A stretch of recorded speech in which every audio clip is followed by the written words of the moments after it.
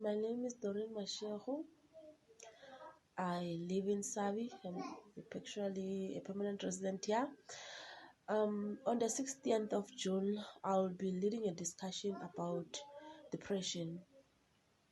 I chose this topic because I want our youth or everyone to know what is depression, what are the signs of depressions, and to also discuss the strategies to combat depression, because we've lost and we're still losing a lot of people due to depression.